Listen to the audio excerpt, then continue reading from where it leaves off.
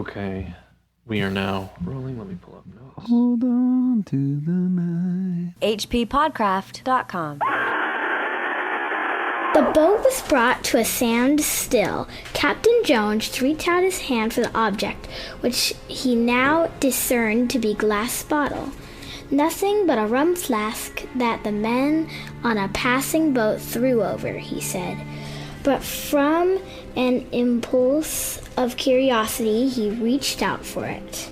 It was a rum flask, and he was about to throw it away when he noticed a piece of paper in it. He pulled it out, and on it read the following: I am John Jones, who writes this letter. My ship is fast sinking with treasure on board. I am where it is marked on the enclosed chart. That's a paragraph from H.P. Lovecraft's The Little Glass Bottle, which may in fact be his first story that he ever wrote. Well, it's certainly the first one in existence. It's from 1897, which would make him 7 years old. 7 years old when he wrote this. When it was written. And you're joining us here on the H.P. Lovecraft Literary Podcast. At hppodcraft.com, I'm Chris Lackey. I'm Chad Pfeiffer. Now, lately we've been covering stories by other writers, but because we hated Bram Stoker's Lair of the White Worm so much last week, we had some space. Well, we've been getting emails from folks every once in a while saying, hey, you never did The Alchemist, or you never did these earlier stories of his. Yeah, when we started the show, we started with The Tomb, because that's the first sort of... Even in that podcast, we said that was his first adult story. Yeah. I mean, it's the first one he wrote where he's a grown-up. Whereas the ones we're about to cover in this episode and the next are all before he was 20 years old. Yeah. Actually, Chad and I are talking to each other face-to-face right now. Yeah, Chris is in California, so these next two shows we're actually in the same room together, which we never get the chance to do this. And we're even using our old mics and mixer from when we started the show a few years ago. Anyway, I've spent a lot of time working with children and doing creative projects. And it's really fun. Kids they're kind of unbound, and they do strange things that people don't normally do, and I find it really exciting. And it was kind of fun to go back to these stories and read them because they come from such a strange place. They're so surprising is the word for it. They're so surprising, yeah. You just don't see it coming. Our reader was Hazel Holmes. Yeah. And she is age 8. She's age 8, yeah. She's a friend of mine. I've known her since she was born. And she's a great reader. And thank you, Hazel, for reading for us. Thank you, Hazel. Now, this story, there's actually a little picture in it. Yeah, there's a drawing, a map. Yeah, so when we heard there, what Hazel read, we've got some sailors, and they find this bottle. Yeah, there's a captain whose name is William Jones. He's a stocky fella. And he's working with this other guy, John Towers, is on his boat. They found a bottle. And in the bottle was a message, and the message was basically saying, hey, our ship's going down. We have a lot of treasure on board. If you find this, come to this location. And there's a map. Very primitive-looking map. Really primitive. You see a little Australia on the side, and it's the Indian Ocean, and then there's just little asterisks with tons of ellipses after it. If you look at hplovecraft.com on the story, and we'll link out to it, you can see the illustration. So Captain Jones says, Towers, read this. I think it would pay to go. Do you? He's like, well, I don't know, but yeah, let's do it. So they charter a boat. They follow the dotted lines of the chart, and in 4 weeks they reach the place where the map tells them to go. Right. They've got divers, which they send down, and they come back up with an iron bottle, and in it is a note that says, "Dear Searcher, excuse me for the practical joke I've played on you, but it serves you right to find nothing for your foolish act." What was this foolish act? Well, to spend all this money to get a ship based on a note he found in a bottle. That's a pretty stupid thing to do. It is, okay. Because who wrote that note? It could have been a kid, it could have been anybody, a crazy person, or a practical joke. A practical joker. Well, Captain Jones realized the folly of his ways immediately because he goes, well, it does. It does serve me right, but go on. And then the note says, I will defray... Is somebody reading that to him, by the way? It says, go on. To the note, he says, go on. Yeah, I assume Tower was reading the note. It says, I'll defray your expenses, though. Which is $25. And then the captain says one of the greatest lines ever written in Lovecraft. I'd like to kick his head off, said Captain Jones. I want to kick his head off. And it did mitigate his expenses, this $25 that was inside the iron box. I'd like to kick his head off. It's so great. But yeah, he taught him a lesson, but he reimbursed him. Yeah. And so in the end, he says, I'm probably never going to go on one of these crazy adventures again. Yeah. In the end. sense. Well, what's the next story we The next story is called The Secret Cave, and this was written by Lovecraft about a year later, so he would have been 8 years old. Yeah, 8 years old, the age of our readers. So, Hazel, read that first line for us. Now be good children, said Mrs. Lee, while I am away, and don't get into mischief. Man, this is a really disturbing story, especially when you know it's written by an 8-year-old. And Yeah. It's 2 titles, too. It's The Secret Cave or John Lee's Adventure. I wouldn't call it an adventure, man. It's pretty horrible. It's pretty horrible. So what happens So here? this guy, this kid, John, he's 10 years old, and he's got a little sister, Alice, who's 2 years old. 2 years old. Big which age is difference. very little. They go into the basement where he's building a boat out of kind of old barrel parts, and he hears his sister cry, and there's a wall that's crumbled away, and it kind of leads into this passage. Yeah, she almost falls into it, Yeah. I think, when the bricks go away and he grabs her. Yeah. He can't see in there. It's dark, so he goes, hey, I'm going to go get some light, some candles, some matches, and they kind of go on a little bit of an exploration. First thing they find is a box, but there's nothing in it. They keep going, exploring, and then they come to a small box, which John grabs, but doesn't look at. No, he just kind of carries it with him. And Right. then there's sort of an obstacle at the end of the passageway. Well, they come to a boat with 2 Oh, oars. right, of course, I forgot Now, about the finding boat. that boat should have tipped him off to something. Yeah, that maybe there's a reason why a boat would be down here. Right. So there's an obstruction in the cave. He pulls the obstacle away, and to his dismay, water rushed in torrents. Yes. He can hold his breath for a long time. Right. Basically, he's under the water holding his sister and the box. Yeah. And he's trying to catch sight of the boat so he can grab it. Mm-hmm. But it's very difficult because he's holding both the box and his sister. Yeah. The first time I read this, I didn't get that. But I think he's writing a little morality tale here. Yeah. I think that's what's supposed to be happening. Yeah. Well, what happens, because he's holding the box and his sister, we think, she drowns and dies. Lifting the now lifeless body of his sister into the boat. This writing right here this is definitely young Lovecraft. Sailed down the passage. It was gruesome and uncanny. Absolutely dark, his candle being put out by the flood and a dead body lying near. Yeah. He rode for his life and didn't look up, and then his parents come home and he tells them the story. And then we get this last paragraph. The funeral of Alice occupied so much time that John quite forgot about the box. But when they did open it, they found it to be solid gold chunk worth about $10,000, enough to pay for anything but the death of his sister. Man. 8. He was 8 years old when he wrote this. I mean, it is dark, I'm man. trying to remember things I wrote when I was that age. I know I wrote a story in some contest in 3rd grade called The Wizard of Woohoo, where it was like a wizard fighting a ghost. Yeah. So, I mean, I was into that kind of thing too, but certainly still, no sisters were dying or anything. No. This is still a pretty thoughtful story, especially for an 8-year-old, because he was holding onto the box. He wasn't able to swim as well with his sister. I think that's But with what that $10,000, he can buy absolutely anything, but the one thing he can't buy is the life of his sister. Right. Yeah. Which is actually more of a poignant last sentence than a lot of the things that he wrote when he was in his 20s. The next one that we're going to cover here is called The Mystery of the Graveyard, or A Dead Man's Revenge. A Detective Story by H.P. Lovecraft. A So really, detective it has story. 3 titles, really.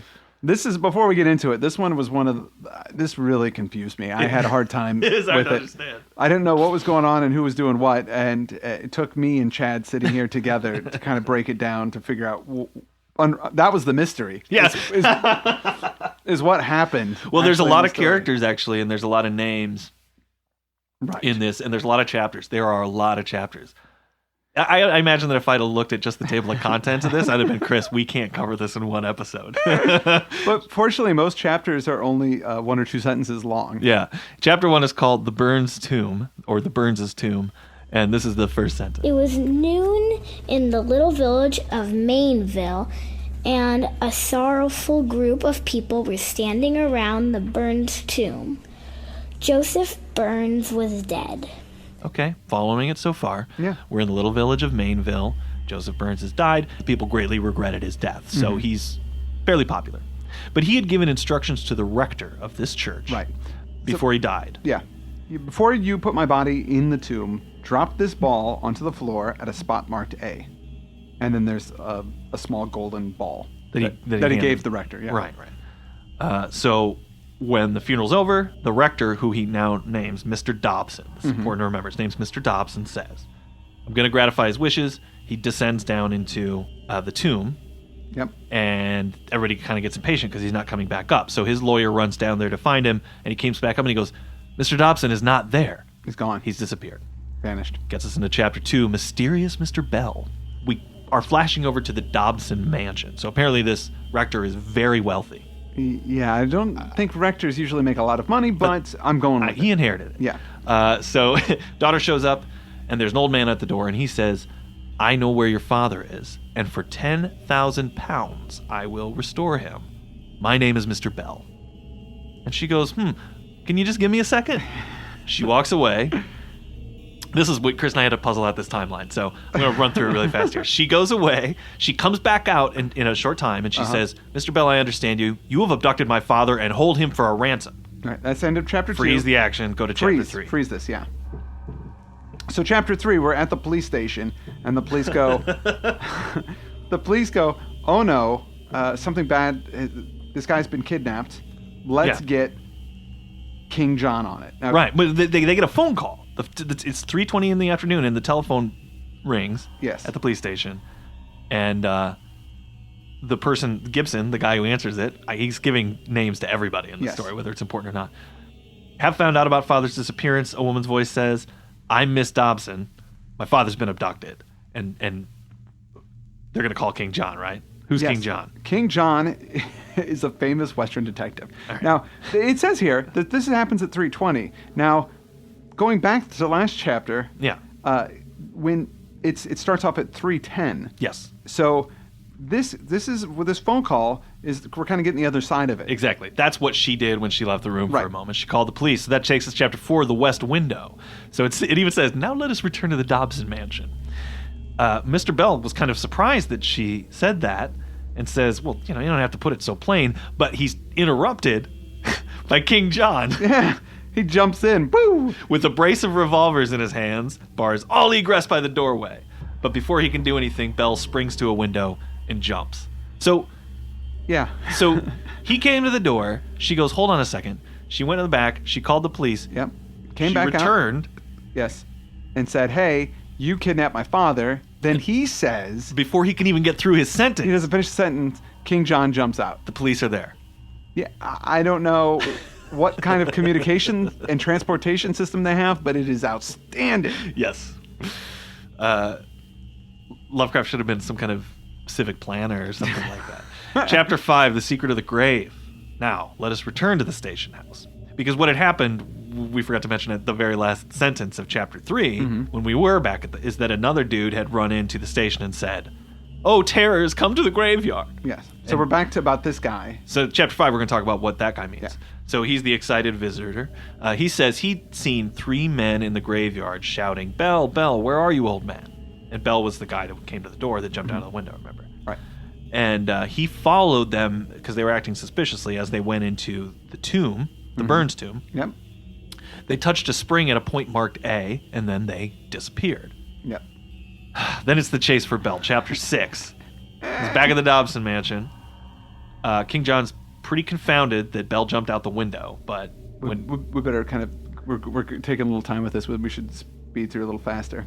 He tracks him down. He says, I got to get that guy. He tracks him down to the railroad station. Yeah, he jumped on a train and is out. The next chapter is called The Negro Hackman. And I was like, what's a hackman? Pfeiffer. It's a cab driver, essentially. Oh, yeah, because when the story was written, people weren't driving cars. They were coaching horses. They were still doing horses. And this is the Negro Hackman who's standing by the door, and he goes, take me to Kent in 15 minutes. I'll give you $1. And he goes, I can't. It's impossible to get to Kent in 15 minutes. He goes, all right, $2. And then, boom, they're off. Yeah, and then chapter 8, we meet the accomplices of Bell. There's an old woman and a guy. Lindy. Bell's going to arrive at 11:30, and then we're going to take him to the wharf, and they're going to sail for Africa. And they're scared King John might show up. And it turns out that's a good fear because when they do get down, Bell shows up. They all go down to get on the ship to Africa, and somebody steps out of the darkness and says, John Bell, I arrest you in the Queen's name. And it's King John. It's King John. Yeah. So that takes us to the trial. The trial. The trial goes on, and Bell's on trial for doing this. And he goes, so what's the secret of Burns' tomb? Like, what happened to to Dobson. Like, where is he? And he goes, oh, I'm right here. Dobson's at at the trial. Yeah. Hey, he busted in and says, they go, whoa, how are you here? And he goes, it's a long story. So chapter 10. That's his story. Although, Bella had said if you go into the tomb and touch a certain spot marked A, you'll find out. Right. So Dobson says, yeah, I went down, touched it, and it leads into a secret apartment that's below the tomb. Bell popped up when he hit the A. A trapdoor opened and a man sprang up, and it was Bell. Right. He grabbed him, and he brought him down to a palatial apartment, and was like, you're just going to live here now. For a long time, or until he gets the ransom money? Until he gets the ransom. So he was living in a palatial apartment, but Bell had left his key behind at one point, and he took an impression in wax, and he grabbed some keys, and he made his own duplicates. So the question to me on this one, was he also living there? Was Bell living there while he had him imprisoned in the place? Yeah. So they were kind of like roommates? They were roommates, yeah. That's exactly what happened. Okay. But he managed to copy the key, he escaped, and then we get to chapter 11, The Mystery Unveiled. And he says, why did the late Burns ask you to put the ball there? And Dobson goes, he wanted to get me into trouble. Burns and his brother, Francis Burns, have plotted against me for years. And then the judge goes, seize Francis Burns! Who I guess was there? Was he at the trial? Yeah, he's at the trial. He's watching because it amuses him for some reason. And then we get to the conclusion. Which is chapter 12. Chapter 12. And we'll read it in its entirety here. Yeah. Francis Burns and John Bell were sent to prison for life.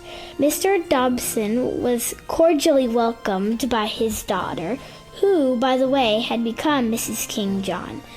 Lindy and her accomplice were sent to Newgate for 30 days as aiders and abettors of a criminal escape.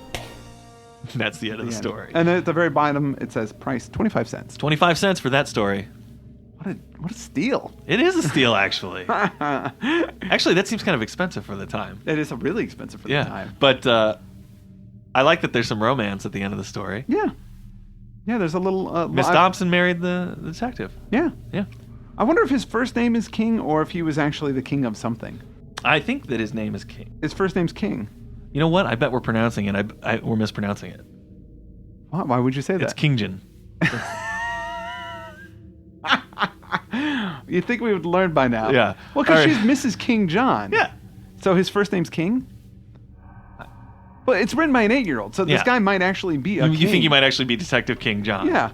Like a detective and a king. That's how cool he is. But what would he be king of?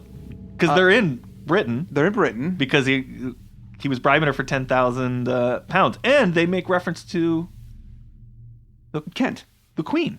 Yeah, the Queen as well. Yeah, because he arrested him. It does take place in England, for sure. No, but he goes, I arrest you in the Queen's name. Yeah. He didn't say, I arrest you in my wife's name. So is he king of... Or it could be his mother. The Queen. He might be... Maybe he's the son. Maybe... Then he'd be Prince John. Yeah, he would be Prince John. You're right. I don't know. It's Kingjin. All right, The Mysterious Ship. There are 2 versions of it, actually. Right. A short version and a long version. It says here, The Royal Press, 1902. Yeah, I don't know what that's about. I don't either, because when was this? Their story was written... He was older. This was written in 1902. Yeah. Yeah. 1902, so yeah, he was 12. He was 12 years old when he wrote this story. Now, The Mysterious Ship is not... This one wasn't one of my favorites.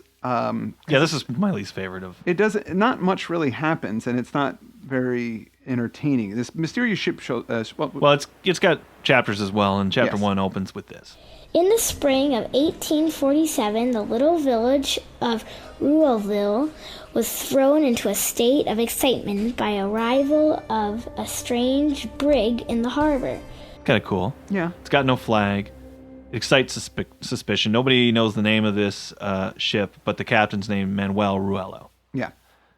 And while it's in the harbor, this guy named John Griggs disappears from his house. Yep, and then the ship is gone the next day. Chapter 2, the brig goes to... it runs into a U.S. frigate, which begins to fight it. Yep. And when that fight is over, on board the U.S. frigate, they realize they're missing somebody. Henry Johns. Chapter 3, the brig goes to Madagascar, and when it arrives, the natives freak out and all run away. But when they get back together to regroup, they go, hey. Somebody's missing. It's Dahabia. Yeah. And that takes us into chapter 4, when a 5,000-pound reward is offered for Manuel, the captain. But startling news comes in just at that moment that a nameless brig wrecks on the Florida Keys, which of course gets us into chapter 5. Yes. They go out to Florida and they get in a fight, I guess. Yeah. Or no, that's when they kind of figure out what the plans are, right? They go to Florida and they solve the mystery. Yeah, and basically, whenever a fight would break out, they would launch a submarine, and the submarine would have dudes on board that would sneak out and kidnap a guy, and then get back on the submarine and go back to the ship. Now, I don't understand why they kidnap a guy. They don't explain. I'm sorry, Lovecraft does not explain why they're kidnapping people. It goes in the excitement of the fight. They would launch a submarine boat and take what they wanted. What they wanted were these guys. What they wanted were guys. They wanted men. So they, by the way, while they're solving this mystery, guess what happens? John Brown has disappeared. What? Chapter 6. He goes, I got to stop the story here for a minute to tell you something. At the North Pole, there exists a vast continent composed of volcanic soil, a portion of which is open to explorers. It is called No Man's Land. Enough of that business. Let's get to chapter 7. In the extreme southern part of No Man's Land, they somehow found a hut. I guess they read Lovecraft's story and they go, maybe we should look there. Right. And they find a hut. And in the hut, chained to the floor, is Griggs, John, and Dahabe. Yeah, John's, because they still don't know where John Brown is, the last guy to go missing. Right. But by the way, Griggs went to Ruraville, John's to the frigate, Dahabia back to Madagascar. Yeah, everybody went back to where they were supposed to be. And they keep... Oh, okay, so they didn't find the submarine. They just figured out that that's what they did. Because in chapter 8, they actually do find the submarine. Yes. And they fight them. They kill the pirates. Yeah. And Manuel Ruella. Yes. Yeah. And then they get Brown back. Yep. Which gets us to the last chapter, chapter 9. Which we'll read in its entirety. Yes, by the lovely Hazel Holmes. Griggs was royally received as Ruraville, and a dinner was given in honor of Henry Johns. Dahabia was made king of Madagascar, and Brown was made captain of his ship. The end. That is it. Yeah, wow, that's a pretty good ending for those guys. Yeah, things turned out pretty well. Well, yeah, heck yeah, he became king of Madagascar. Wow. Henry Johns kind of got the crap end of the stick compared to these guys. Yeah, he just got a dinner. He got a nice dinner in his honor. And I bet everybody at the dinner were like, did you hear about Dahabia? No, he's king of Madagascar now. He's just like eating his boiled carrots. It probably wasn't even a nice place. It was like the Olive Garden or something. Yeah. That's where they took him. Yeah. Unlimited breadsticks and salad. We don't need to order you an entree. Oh, golly. If you look at the long version of this story, there are a few more details, but none that really... No. Add much more to the story. Not much. The funny thing is, we didn't want to be critical about this stuff, but there was just so much rich story here my God. that it took us the whole episode to go through the synopses. We really didn't have time to. No. And what's the critique? I mean, he wrote this stuff when he was a kid. It's amazing to think that a kid that age wrote this stuff. I'm totally impressed, and it's really fun and interesting to read. And I have to say, I had way more fun reading this by a magnitude of 10 than Lair of the White Worm. Oh my God, yeah. And actually, some of these stories I like better than some of Lovecraft's later fiction as well. It's true. It's the story where he says he wants to kick the captain's head off, or the captain says he wants to kick the guy's head off. That's great. That's pretty good. That's good. It's all fun stuff, and it's really neat to kind of see where Lovecraft started. Yeah. And really got started when he was a kid. Mm-hmm. And it just goes to show that everybody starts somewhere, and obviously he got better. He did. Now, the next two that we're going to cover are a little further down. They're stories that Lovecraft wrote when he was like 14 and 18. Yeah. The Beast in the Cave and The Alchemist. Yeah. They're a little longer. They're a lot more Lovecraftian. Yeah, in terms of the language and that sort of thing. And the sophistications of the themes, or I don't know if sophistication's the right word. But the gruesomeness, the horror. They just feel more like an adult story. I mean, they're not great, but they're still, you can definitely get a sense of Lovecraft in his writing style. Yeah, definitely. So I'm looking forward to covering those, and this has been really fun, and it's oh my gosh, it's good to be in the room with you, man. Yeah, it's great being in the room with you too. I wanted to say something. Let me just finish saying that. Yeah. It was great being in the room with you too, man. But let me fake. That's so fake. It really did sound fake.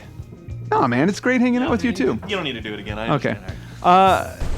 Like I said, we'll be back with some more Lovecraft next week. We're doing more Lovecraft. Yeah, so It's it wasn't the end when we told you. No, it was kind of. But next week will totally be the end. Then that will be the end for sure. All right, well, I'm Chad Pfeiffer. I'm Chris Lackey, and you've been listening to the H.P. Lovecraft Literary Podcast at hppodcraft.com. hppodcraft.com.